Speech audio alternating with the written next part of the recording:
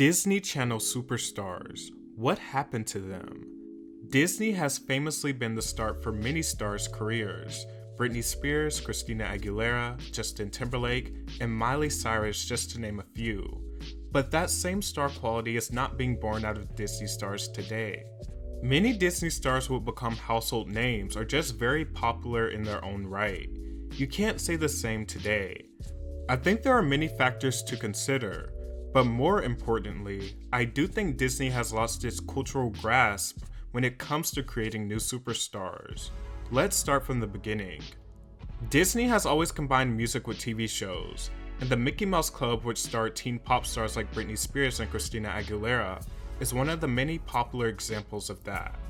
When Britney and Christina would break out as solo acts, it would be far after Disney, and also have no affiliation with Disney. They had earned record deals within their own right. It wouldn't be until the success of Hilary Duff and Lizzie McGuire that they would make their actors having a record deal a business model. It didn't matter if you couldn't hum a note. You were getting a record deal because it was so beneficial to the label, and they had created a magic formula. At the height of her teen idol fame, Hilary Duff's second album Metamorphosis was released to great success. The album consisted of teen bubblegum pop, and it connected to her audience greatly, so much so that it went on to sell over 5 million copies, and was in the top 10 best-selling albums of 2003. And this was the start of it all, but also a very important part in her career. Hilary Duff is essentially why Selena Gomez, Miley Cyrus, and Demi Lovato were all given record deals along with their shows. Before the release of Hilary's album, Hollywood Records was in turmoil and was suffering from extremely low album sales. With the release of Metamorphosis, the album turned out not only to be a metamorphosis for Hilary, but the record label as well. It's commonly credited for revitalizing Hollywood Records and pushing Disney's pursuit of young teen stars from their shows into music. After Disney cracked the code, they wore the formula out and gave many people some of their great childhood moments. You also can't mention Disney Channel music acts without mentioning the Cheetah Girls that are made famous by the Disney Channel original movies, in which Disney would usually incorporate music and tell the story of a musical person or act, and it would become so popular that it translated into real-life sales. The Cheetah Girls sold over 10 million records and actually had Billboard hits. The general idea of the Cheetah Girls could also be found in many Disney Channel movies after it, such as Lemonade Mouth, Camp Rock, the High School Musical series, and Teen Beach Movie. High School Musical will become a cultural phenomenon and still stands as one of Disney's most popular music franchises. Raven-Symoné and That's So Raven would help set the tone for Disney Channel shows to come. And even though Raven didn't have a massively successful music career outside of the Cheetah Girls, she still became a household name because of her shows and likability. Hannah Montana is probably the most popular Disney pop star of all time. Hannah Montana, the character, has more success than some real-life pop stars and represents a cultural zeitgeist for youth entertainment. Hannah Montana had concerts, merchandising, and 3 #1 albums. You have to give credit to Miley Cyrus. It's amazing that she didn't allow Hannah Montana to tower her and successfully actually broke away from that brand. After Hannah Montana, you will see people like Demi Lovato and Selena Gomez rise to stardom. The era of Ant Farm, Austin and Ally, Shake It Up, and Good Luck Charlie are some of the last big shows that would create some noticeable names in the industry. Zendaya, China Anne McClain, Bella Thorne, Ross Lynch, and Bridget Mendler, who had moderate success with Hollywood Records.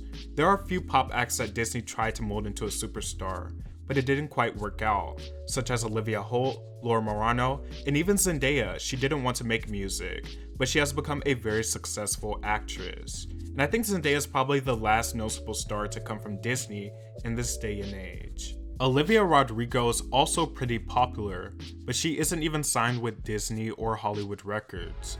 Here's my theory on what happened to superstar Disney acts. First of all, the rise of social media. Disney for the longest represented this huge machine that could turn anyone into a superstar, but social media took that predictability away, as it did for all record labels. You can't really gatekeep what or who goes viral or what song might be a hit next week.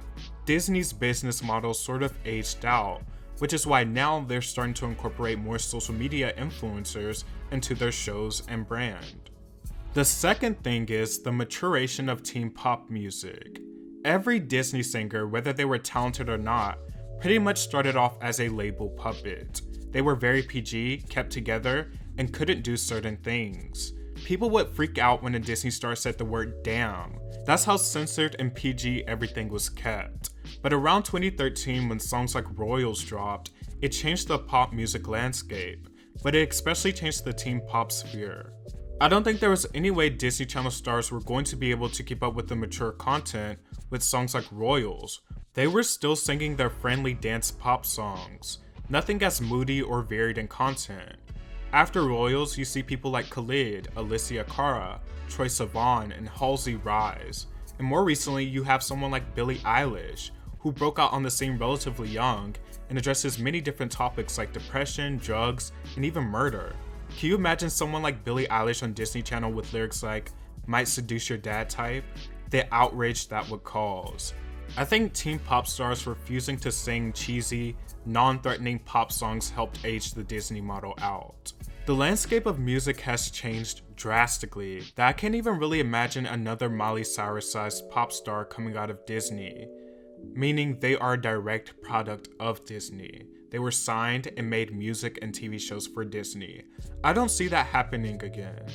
Ultimately, I think why Disney doesn't produce superstars anymore, or at least the ones they've tried to brand haven't taken off, is because it's just not needed or even wanted anymore. Disney is great for PG content and PG music, but it doesn't necessarily have the same outreach due to the music landscape changing so much. There's so many different ways to gain attention, get started, or just get some attraction behind you today, instead of having a massive company behind you policing what you can and can't do or say. That's not to say Disney Channel won't have any more stars at all. I'm sure they will, but I don't think that grasp has as much power as it used to.